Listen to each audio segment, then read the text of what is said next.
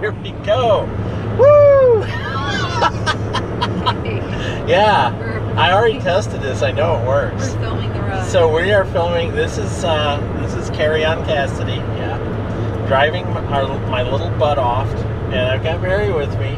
You can see her over here, and we're heading down to York. I'm gonna post this on our site. And so you know how you have James Corden, who's most famous for Doctor Who, or at least I think so. But he does carpool karaoke. Well, this is sort of like roller derby karaoke.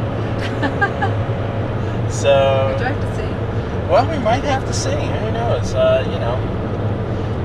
T wanted us to come up with music, and I mean, I've got my phone here. We could always. Don't get me started. Wow, why not get you started? Because you saw what I did. She said, like, post 1 or 2 songs. I'm like, here's 10. See, you guys know all the current shit. I think, like, the newest song I knew that I could come up with was Go to Sleep by Eminem, DMX, and Obi Trice. And it's not what you would call a family-friendly song. Well, either. I don't know family-friendly songs anymore. Well, you are such a naughty girl. I know a lot of family-friendly songs, but none of them people would just go, huh? I don't know that many good songs that we could have like a skate out to. Like, I mean, I know a lot of different songs and a lot of different genres because I like it all, except country. Yeah. No, I don't like country.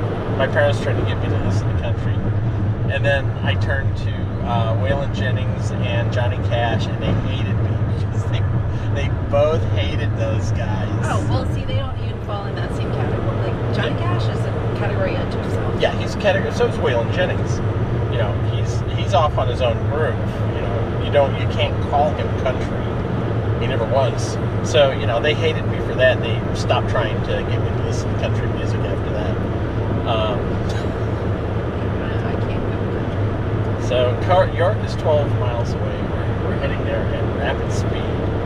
We haven't got any songs we can come up with, so we can't help out T.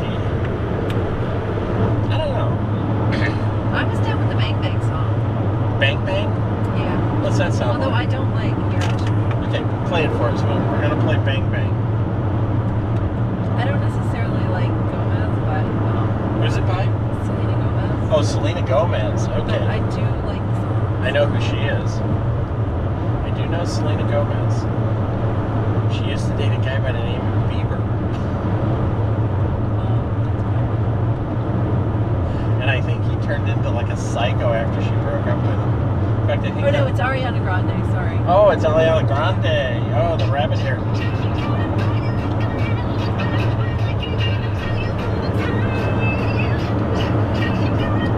Didn't she like a donut or something in a bakery? Well, I know she's famous for having the latex rabbit head, the rabbit ears. I like that. We always make fun of that in my crocheting group. Anyway, I do like that song. Well, yeah, we should do Bang Bang. I like Ricky Martin. She bangs too. She bangs. But yeah, it's right here. That's got a good beat. Yeah, it does. It does. And then I have a whole lot of hard rock songs. Of where? Hard rock songs. Hard rock. Like what?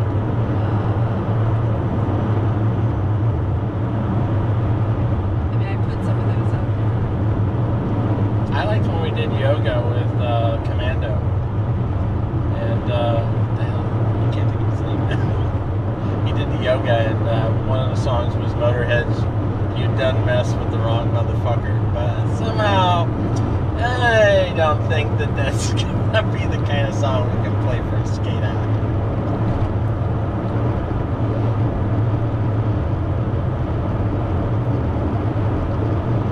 That's sort of my genre. That's that whole thing. We gotta keep it family friendly. Well, Because we're family friendly, she bangs is family. She bangs is family friendly. Bang bang is family. Bang is family, as long as there's no swearing in it. All they're gonna hear is the beat anyway. It's gonna be. Yeah. They're just gonna amp up the beat, and that's it. Well, you'll barely hear Ariana Grande Right. singing in the background. So there you go. What time is it? I mean, we left him plenty of time. Yeah, we're gonna get there real early. We're gonna get there real early. So I guess the other $1,000 question is, I don't have $1,000, so that's okay. Do you have your derby name yet? I'm keeping my derby name to myself. When I make the team, Then you'll tell everyone. yeah, when I make the team, I'll have it. I'll have a couple. Well, I'm the same way. I know what my name's going to be. I've told a select few. I think I've got my number. I've got my number down to 2 different numbers. So when I'm ready to go, I'm ready to go. Oh, I hadn't thought about numbers. Oh yeah. Well, my numbers, both the numbers that I have actually tie into my derby name. So I've got that whole correlation thing going. Yes, we do. But I told Registered Curse the other night when her and Tank and Panzer and I went out and Laura showed up too. Went out for boozy milkshakes at Urban Distillery. And I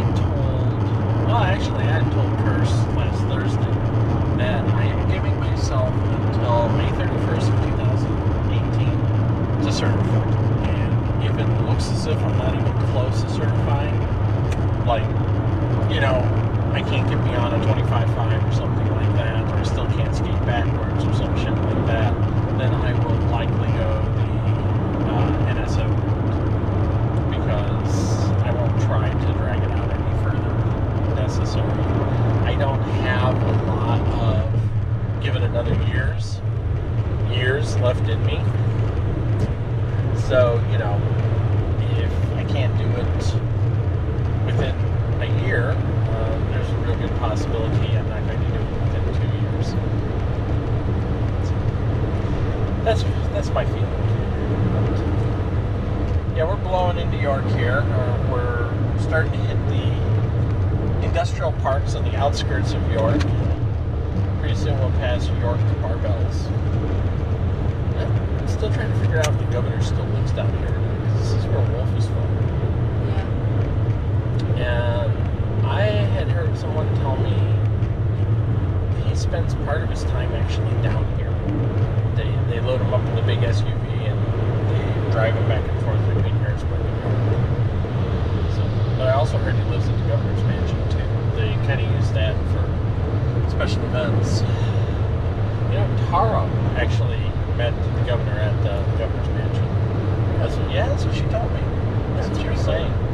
I think I should try, if I have any influence, and I don't,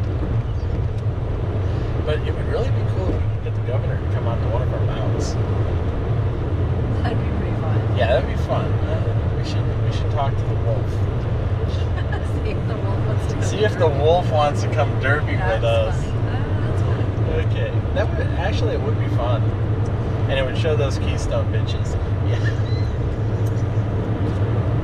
See, there's York Barbell. Mr. Barnell. The musclehead.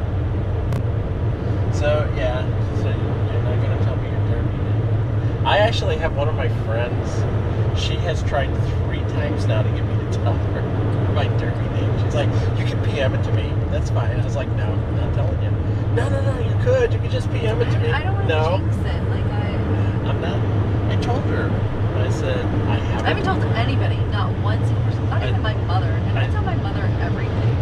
I said, until I earn it, I'm not going to mention it. So, that's the way I feel.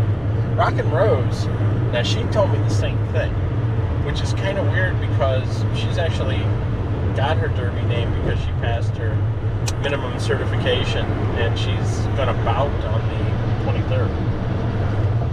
So, I thought it was kind of weird when she said, I feel that way too. I think she meant she felt that she didn't want to tell anybody her derby name until she actually earned it.